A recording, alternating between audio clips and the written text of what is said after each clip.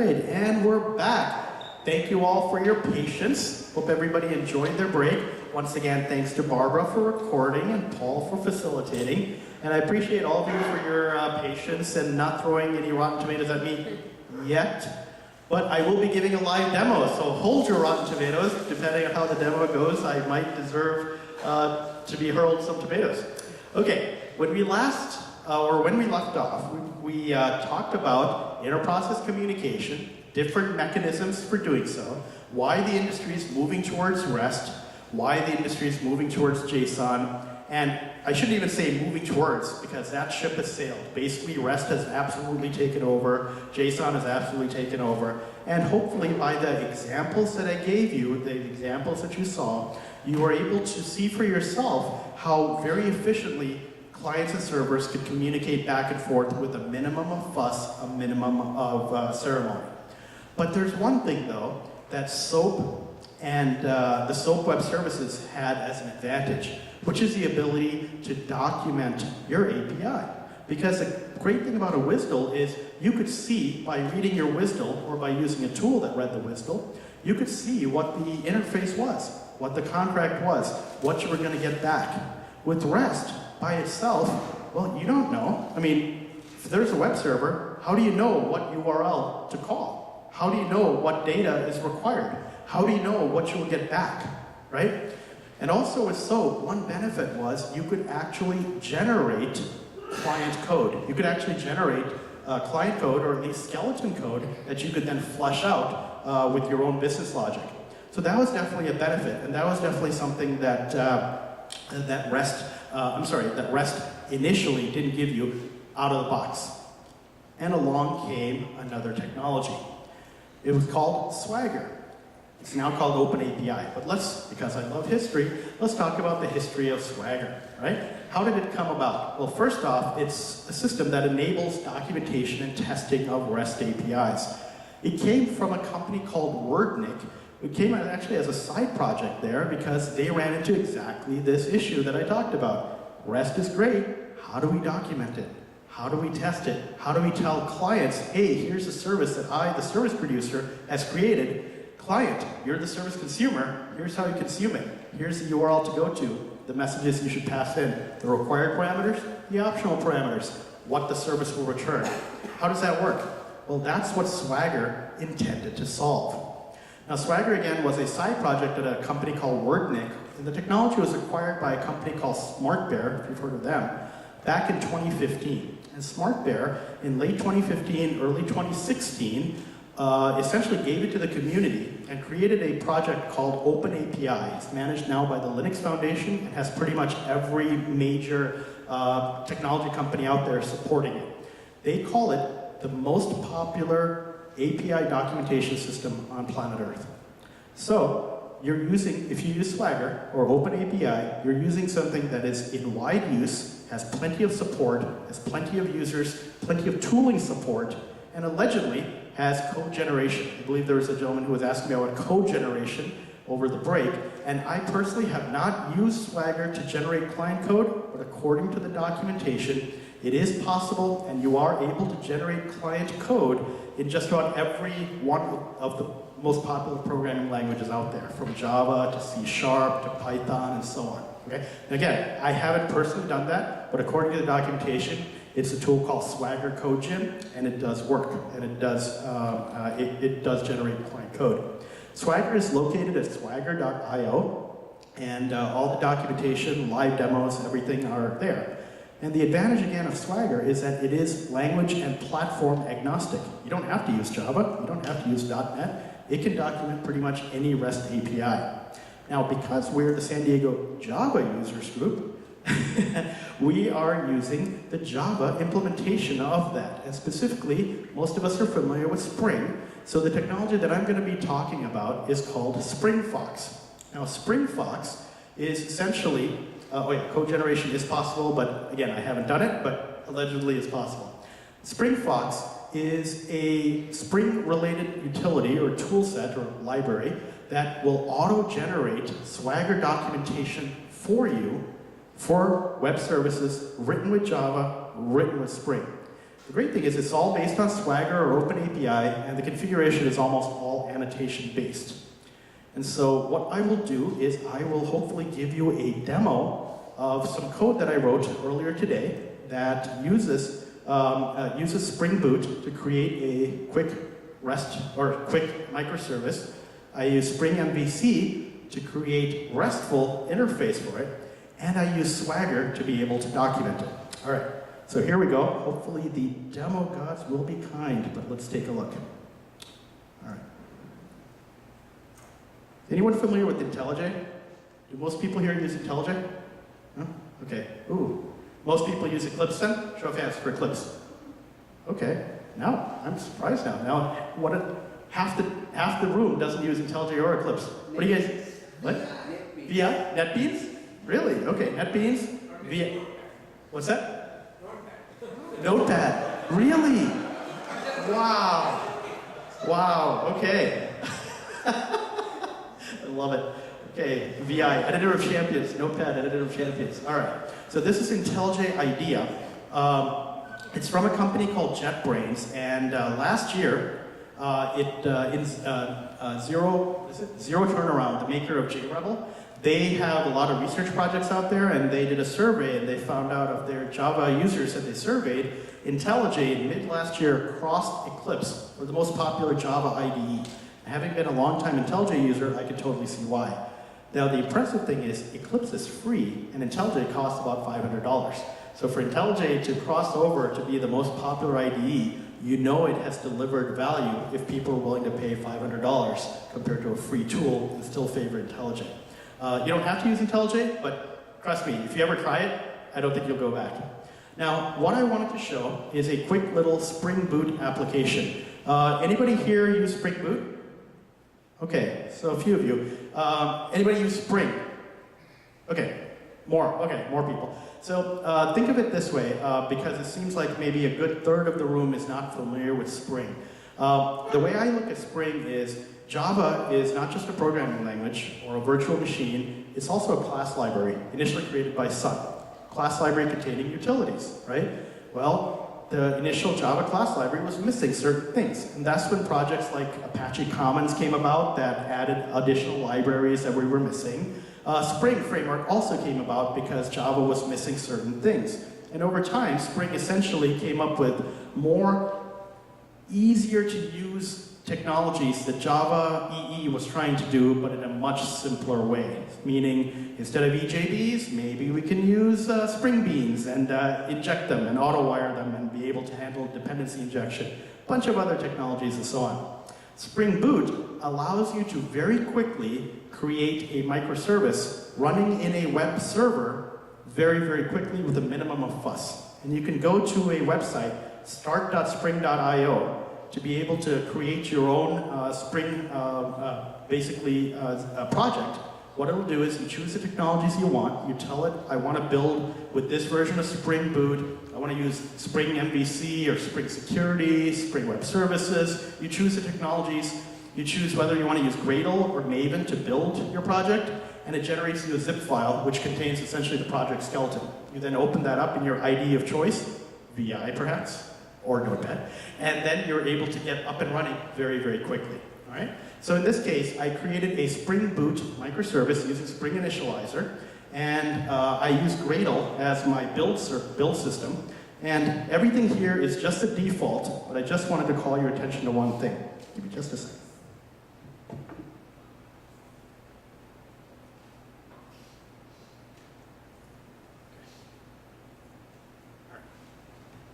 So this is my Gradle build file. Hopefully you can, is it a little out of focus?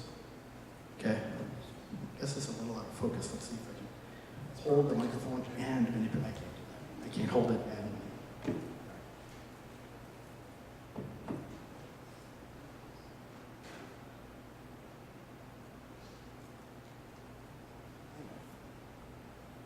it looked fine as it did before.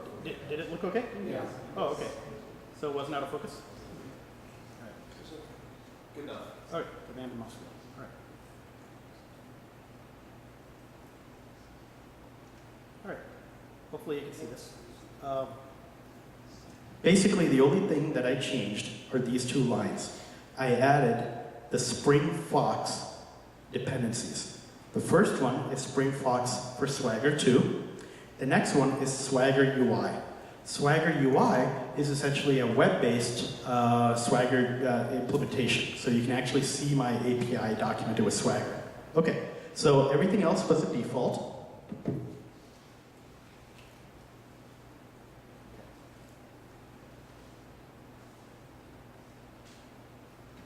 And this is my one Swagger configuration file. This is almost all boilerplate, meaning you can copy and paste it from somewhere on the web. And even this is completely optional, but you'll see what this is good for when I actually show you the Swagger generated file. But all this is doing, you can see, is just kind of defining some certain information, like my name, a URL if I had a URL, maybe an email address if I had email, maybe some information about the particular project itself, maybe some more description. Again, purely optional, but just showing you what we can do with Swagger. Right now,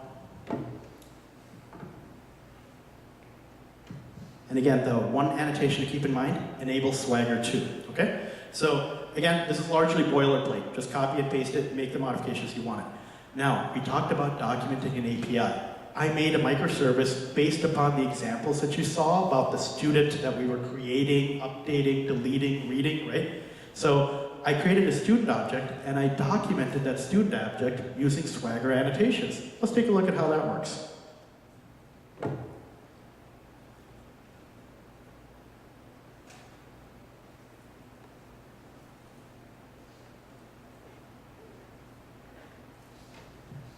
These are Swagger annotations at API model. Now this is a class called student, but at API model just has some sort of English description for my document or for my object.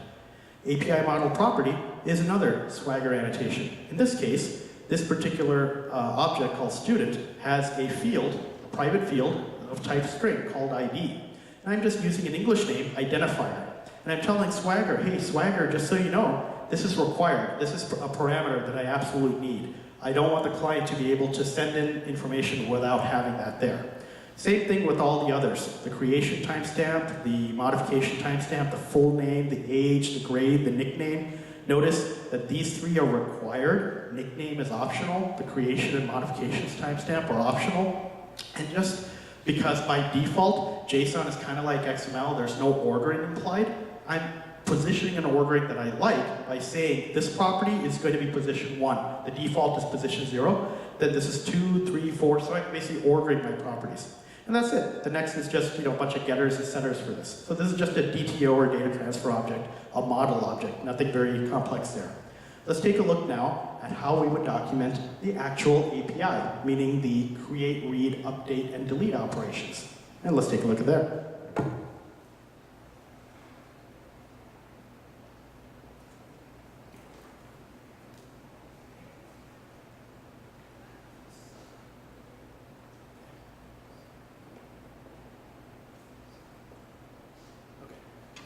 So here we go. Here's a create operation, okay? So this is a method called CreateStudent. Now remember, this is just a canned demo application. In real life, the controller wouldn't be doing all this stuff. The controller would be delegating to a service class, which would do the business logic, which would then delegate to a repository class, which would do the persistence, creation, read, update. But for the purposes of this demo, just pretend that these methods are doing something more complex than just returning the same object, right? So here's an example where this method is going to take in the student object. Now the student object is going to be JSON, but Spring is going to automatically take the JSON and serialize it into a student object. Now we had a question during the break, can we actually serialize Java objects to strings and to documents and vice versa? Absolutely, and you're seeing how easy it was. All we say is that this particular method takes an object of type student. When Spring sees that you're going to call this particular endpoint, the /student, with a post, with an HTTP post, and that you're gonna give it an object of type student, it automatically takes that JSON, converts it to a student object, and passes it into this method. All taken care of for me. That's the power of Spring, right? That's the power of a framework like Spring. Questions?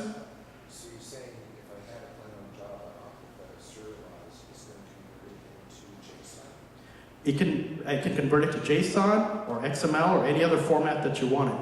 By default, Spring MVC comes with Jackson, which is a JSON serialization, deserialization library. Yes. So again, as long as the object is serializable, you obviously can't serialize something that is not serializable, right? So now, a couple of things I want you to keep in mind. I'm annotating the class with @RESTController. What that tells the code is that Spring knows that it is a controller, meaning it's in the MVC paradigm or the model view controller. So this is a class that has methods that represent endpoints. It's a REST controller, meaning these are methods that take in RESTful interfaces, and they return objects. They return serialized documents. They don't return web pages. That's the point of REST controller compared to a regular controller. A regular controller would return index.html. This controller, because it's REST, returns JSON, and that's how we're showing it. So in this case, notice, I'm saying that this is a method of type post. If a client goes to this URL and posts a document of type student, Spring will call this method. We'll call the CreateStudent method, and whatever I return, in this case I'm returning a student, Spring is going to automatically convert that into JSON. Pretty cool. Now, these are Swagger annotations. This API operation is a Swagger annotation. We're giving this method a description, create a student. And the notes are, given a student object, create a student. And we're returning certain operations. Remember REST, we try to return HTTP status codes. So on success, I return HTTP OK. Remember the 200 error code, status code? And then on failure, I return an HTTP conflict, student not created.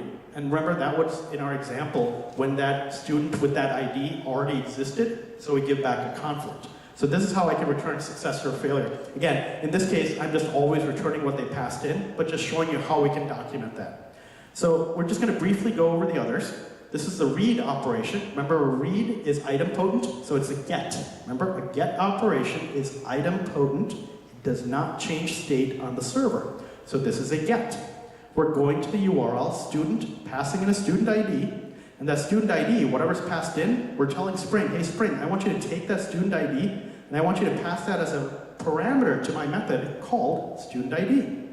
And here I just a canned error response. If the ID passed in is 4321, I want you to return the not found, meaning this student by this ID does not exist. But if it's anything other than that, then I want you to make up a new student and return it. Again, a canned example to simulate what would happen in real life if we tried to go to the database and an object with that record did not exist. Okay? Just showing how that would work there. Same thing for the update the student. If I'm going to update the entire record, we said that that was a put operation. So this is a put mapping, right? And so we update the entire student. If it's partial student, then it is update the student partially, which is a patch operation.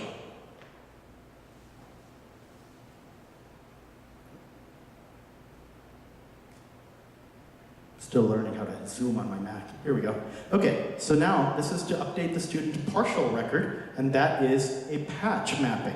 Otherwise, basically the same. And again, we return an OK on student updated or a not found if the student was not there. Because you can't update a record that doesn't exist, right? So that's the point there. And lastly, create, read, update, delete, delete. The delete operation, right? That's a delete mapping. We pass in the URL, the student and the student ID, and we return a no content, or the 204 if we deleted it, or the 404 not found if the student record doesn't exist. And so again, just a canned response. If the ID is 4321, I return not found, otherwise I return no content. Okay, so these are the annotations. How do they work in practice?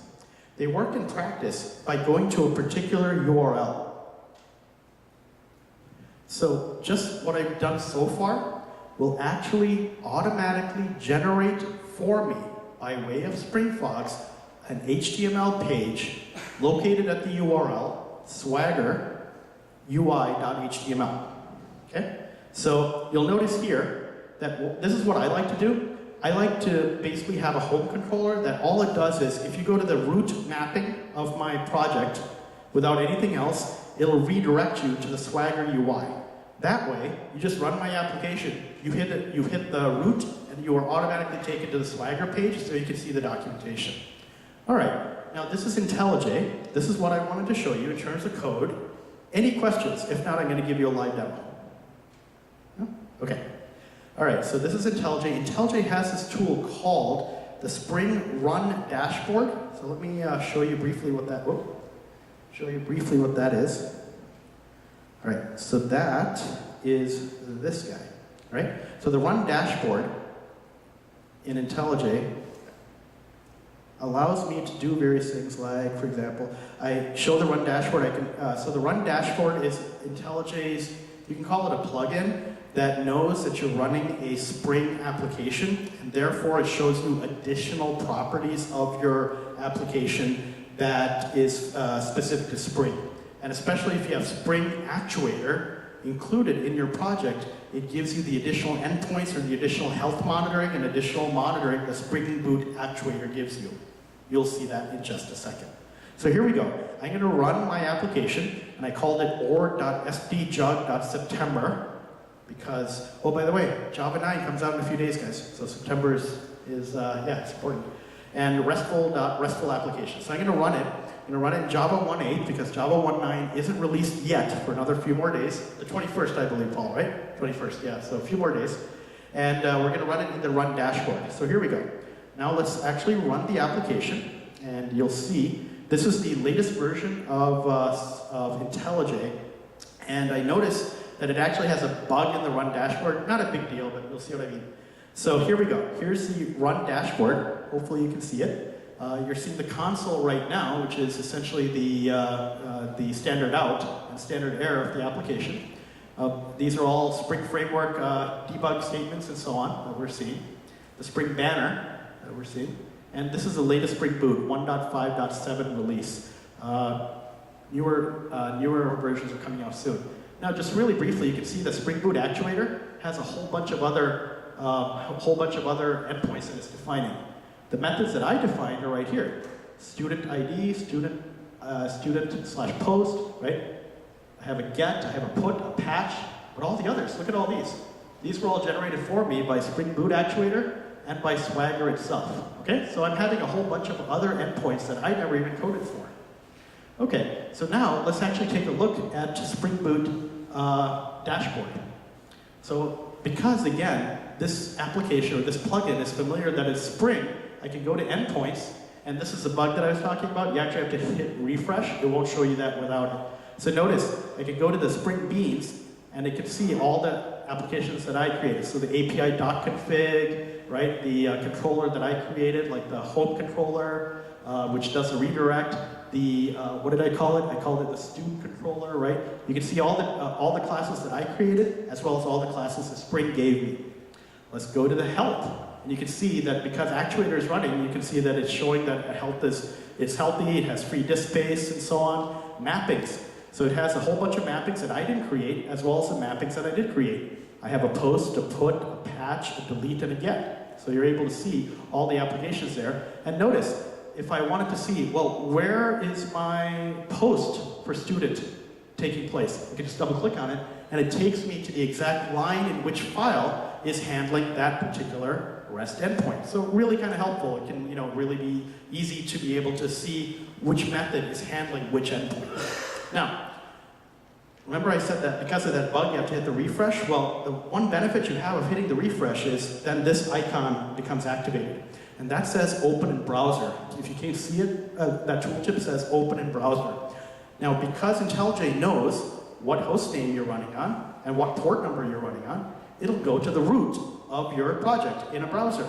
And remember, we created that controller that takes you from the root to the Swagger UI. Well, let's put it all together. I'm going to click this button. It's going to open up in Chrome. It's going to open up my web services root URL, which is then going to hit my home controller and redirect to the Swagger page. So everything that I showed you in terms of documentation will now be able to put into practice to see how SpringFox organizes it all into a Swagger page. Ready? Here we go. Okay. So remember that document or that code that I showed you that described things? Spring Boot RESTful application. This Spring Boot application exposes a RESTful web service created by me with this URL. and contact the developer, remember all that was from that one class. I didn't write this HTML page. SpringFox created it for me based upon the configuration that I gave it in that one file. Contact the developer is actually kind of handy because you can just click on it, and because I gave it my email address, it gets the email client ready and actually puts as a subject the name of my application. So it's actually kind of handy that way if you want to make it possible for people to email you in case they had any questions. All right, now the other things that we want to look at. Remember, there are all these endpoints that I didn't create. They were created for me by Swagger and by Spring Boot. The one thing that I did create is this guy down here, student controller, right? Let's take a look at student controller. If I expand it, notice I have all these operations, right? All these operations, and notice they're all multicolored and they're all based on various HTTP verbs. I have a patch for an update partial.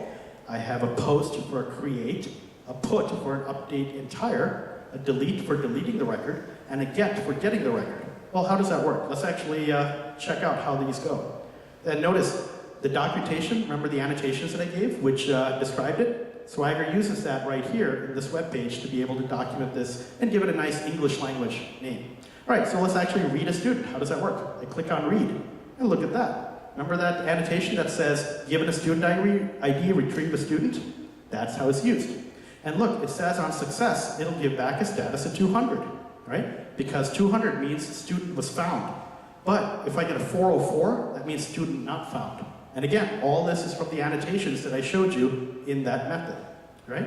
And here, we take a look at, this is the JSON that it's going to give me if it found the record. And I can click on model, and remember that model where I said student data, I gave it the English names for these attributes? That's where it comes with. And notice some of these are marked as optional, but the others, like name, age, and grade, I marked as required, so Swagger is not marking it optional. Now this method takes an input parameter. What does it take in? It takes in an input parameter of student ID. And look, Swagger is telling me it's required. Cool. All right, student ID is the type string, and the response is JSON. So in this fashion, I have now completely documented my REST method. I've shown the user what the URL is. I've shown the user what they need to pass in, what are optional, what are required. I've shown the user what I return in terms of JSON in the message body, and I show the user what I return in terms of success HTTP status code and failure HTTP status code. And remember, you can also generate actual client code based on this as well. I haven't done that, but in theory you can according to the documentation.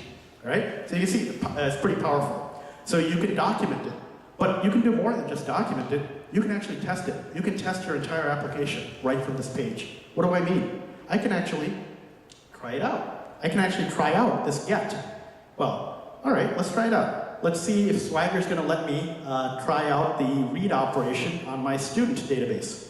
Oh, Swagger just showing me, hey, dummy, you're missing something. Student ID apparently is required. All right, fine. I will type in a student ID of 1234, for example. And now, Swagger is giving me, so this is, by the way, this is the URL for my web service. In this particular case, I'm running on localhost, port 8080, and the URL was student/1234. Actually, I could actually run this curl client or this curl command line, and I could get the response back. Let's take a look.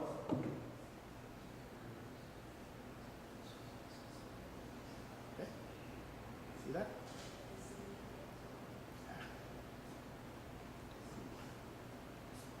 Still trying to figure out how to zoom. All right. Well, can't figure out how to zoom.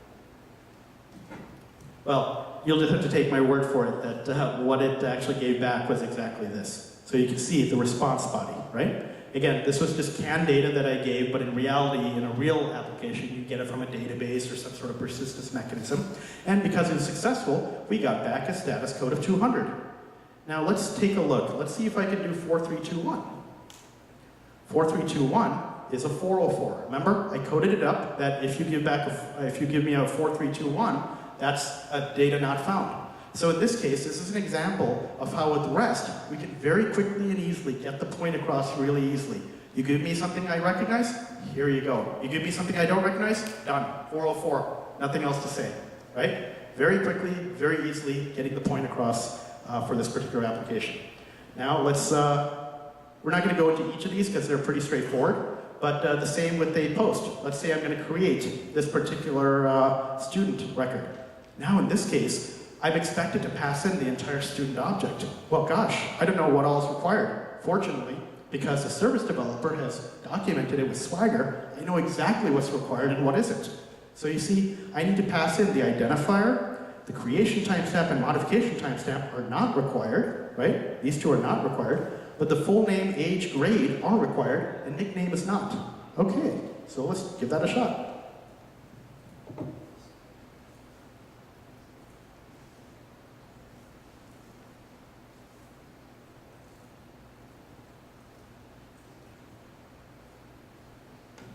Okay, so I filled out what was required, and according to this, I'll get back a response of 200 if I created the student properly, or I'll get back a 409 if the student was not created properly. Let's try it out.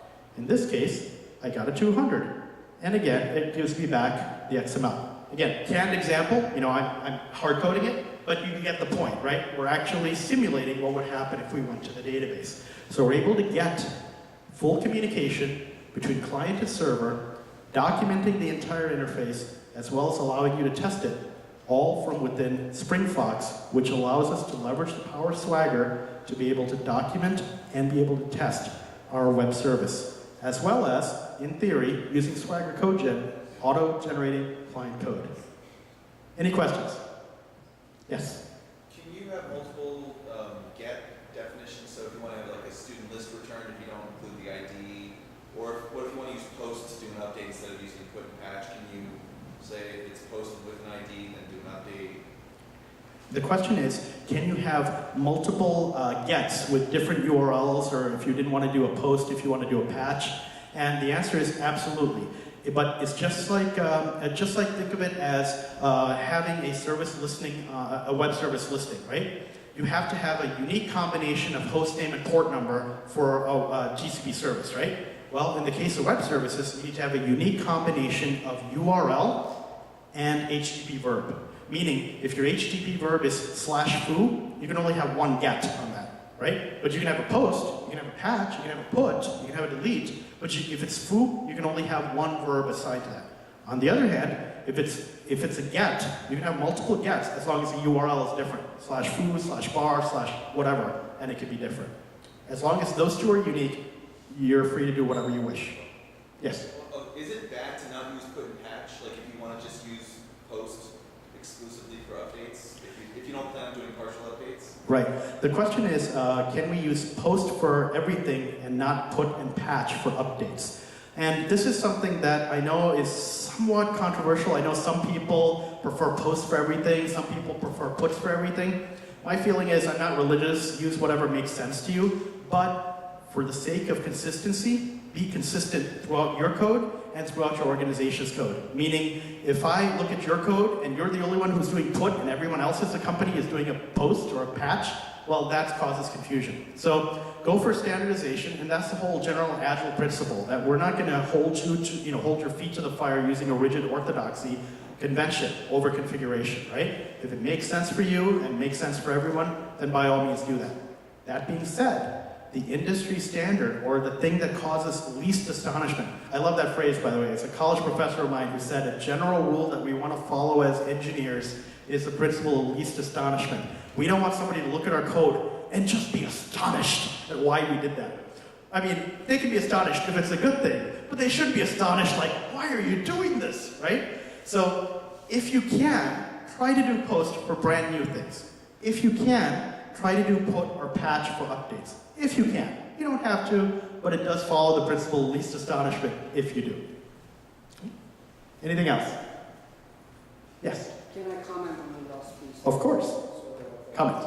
But by convention, actually, okay, the methods mentioned here, specifically post, get, patch. No, I don't need it. That's fine. Okay. So some of those methods mentioned here, like get, post, put, and patch, there are two states to identify those things. One is whether they are safe. Other one is whether it's idempotent or not. So by convention, post is not safe and not idempotent. Again, by convention is get is safe and idempotent. So you can do whatever you want in the get, but you'll be going against the basic understanding of the HTTP protocol. So you're not supposed to be doing, for example, post for updates. In that case, use put or patch. Or you shouldn't be doing any side effect in the get, whereas in fact you can do. There's nothing stopping you, but by convention you shouldn't be. That's a very good point, thank you. And I want to stress one thing that he mentioned, which is that in theory, you can only call a post once, right? If I'm calling, for example, I'm going to create a new student named Mike, okay? I can only do that once, right? But on the other hand, what if I'm updating Mike? And what if I'm just updating the same information over and over? To his point, you could in theory do that over and over, right? Because put or patch, in theory, could be, they're not idempotent because they do actually make, they do make changes on state on the server, so they can't be a get. But in theory, you could call them over and over without any errors. But post, if you're following the generally accepted principle, you can only do that once. And so that's why we might want to make sure we use post only for create and put and patch for the updates. Again, not required, but just general principle. Okay? Yes? Microservices are really good because you can scale and you follow the single responsibility principle and you are breaking down monolithic application. But how you handle transactions? Constructions? Transactions. Okay. Is more difficult, right? Right. And the question is, how do we handle transactions in microservices? That's kind of not really in scope for this talk, right? Because this talk was just talking about REST and how to document with Swagger. But just briefly, basically, REST doesn't talk about transactions at all. You'd have to deal with that at some other layer. For example, maybe passing in a transaction ID to one operation, which if that microservice is talking to another microservice, passes in that transaction ID, and then you have a transaction manager that manages each of them and says essentially like a multi-phase commit. Are you guys all ready? Everybody ready? Okay, go. Right? So that would have to be done somewhere else. REST has nothing to do with that. So the answer to your question is, yes, transactions are a concern. It's not something that REST either addresses or doesn't address because that responsibility is elsewhere in the stack. Okay. Yes, Kevin? It's a question about documentation. It's the first time I've seen Swagger/OpenAPI and a data dictionary for the entire enterprise. Okay. And we want to have some single source of truth regarding what does the data mean, what are the formats, etc. Is all of that going to be put into this? The question is Swagger a repository, a one source of truth for the entire enterprise? And the answer is, gosh, I hope not. Because the entire premise is, this is documenting one particular microservice, right? And if you are looking for centralized storage of all message formats, what does that signal in our mind? A monolithic application. And that's what we're trying to move away from, right? The idea being, this is just the API to this one microservice. No, I'm simply saying from a database, big companies have lots of information. You don't want different groups renaming things or calling these things differently. So where do you maintain the semantics of the information of the organization? And that again, the question is, big companies maintain lots of databases, and in theory it would make sense, I guess also applying to the principle of least astonishment, if everybody called a dog and a cat, and that some people didn't use different terminologies for this. I understand your point. The issue though is that this is not the place for it, okay? So you can create a data dictionary all you want, but that would be essentially a convention, right? Maybe you ask everyone to follow a particular convention, but Swagger is not going to enforce it, neither is it the place for it. As you saw from my annotations, we were only documenting this one web service. We were not creating a data dictionary for every single noun, which is what a data dictionary is. We're not creating every single noun for every single noun in your entire enterprise. That is not what Swagger is intended to do, and that is not what is recommended that you try to do with it. There are other tools that you might want to look into for that, but Swagger OpenAPI doesn't do that. Where I'm coming from is the data privacy regulations, etc. So find every source of information, even gather information from French citizens.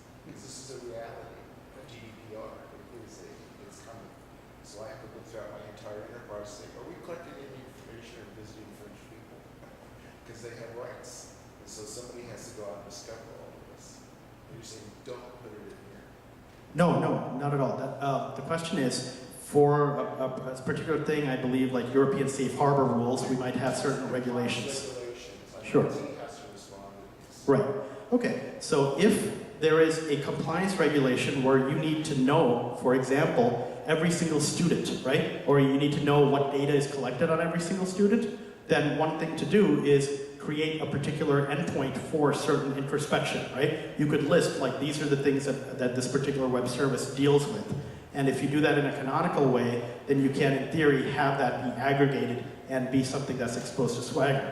But clearly, this one service would not have any knowledge of data that other services are collecting, right? So all you can do is, again, the principle that we know in Agile, convention over configuration, come up with a canonical way to represent the data that you're collecting so that it can be, as necessary, aggregated by a higher power or a higher level of authority for compliance purposes. Okay. Thank you. Yes? So for patch, does Spring provide anything in terms of serialization of that specific attribute of an object and then update that in the database? Does Spring provide the way to update a particular attribute of an object? Well, one thing that we can do is, as you can see here, I can, for example, what's a good way? Oh yeah, look at delete, right? Here's delete. Delete is an operation that takes in a parameter that is a URL parameter, right? So you can, for example, think of maybe a put or a patch that takes in a particular parameter. Maybe I could say the URL is /student/nickname, right? And then you pass in a nickname, or /student/student ID/nickname, and you pass in, instead of Johnny, you say Jack. And then that application or that controller would then call a particular service that just updates the nickname method. Certainly that's the way that you can do that. Okay. Yes? Does it generate a YAML file, like the Swagger is usually written on a YAML file, like I think if you want to publish it on API, for example. Right. The question is, does SpringFox autogen a Swagger YAML file? And typically, when I've seen Swagger documentation, they generally talk in JSON format, like the Swagger API is actually in a JSON file. SpringFox is generating that under the covers, right, under the hood, so that we don't actually have to deal with it. Now, let's see if I can actually see something. This is not something that I generally have played with because, again, from my standpoint, I don't necessarily care about all these endpoints, but if I go to here, let's see, I think there was, yeah, Swagger resources. So let's see if I can go to that Swagger resources.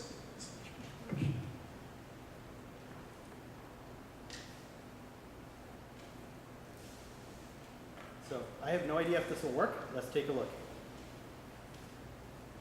Oh, that's wrong URL.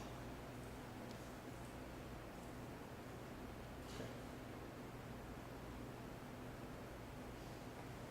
So as you can see, Swagger has endpoints that it automatically creates that are then used for various things. So let's see, there's another Swagger resources configuration UI, right? So let's go there.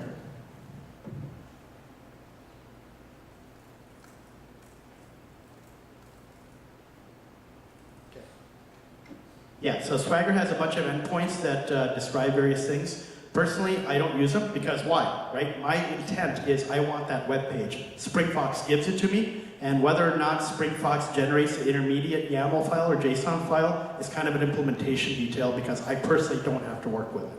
But as you can see, it is generally doing something underneath the covers, and you could read the documentation to see more specifics about what it's exactly doing. Anything else? It's now 8:51. We got about a few minutes left. Anything else? In terms of security, for try it out, if you want to pass an auth token or something like that, how do you expose it with this process? Okay, the question is, if you wanted to pass in some additional data or like authorization headers and such, how would you pass that in with Swagger? And the answer is, it would be basically based upon what you're particularly doing. But in terms of actual API docs, there's actually, I haven't done it here, but you can actually post in, for example, an HTTP basic auth header here, right? You're not seeing it on this one because I haven't enabled it, But imagine you would actually see a text box on top. You post in the auth token, and then every call that you make will be using that auth token. So that's how Swagger would allow you to be able to test your security endpoint. Yes, sorry. This particular code? No, I haven't put this on GitHub, but what I do recommend is you go to swagger.io or SpringFox, right? And SpringFox has live demos, or Swagger have live demos, and you can look at the code and see how it's done. And SpringFox specifically shows you how to do what I did using Spring and using Java. Whereas Swagger, remember, is much more generic for any language, for any technology.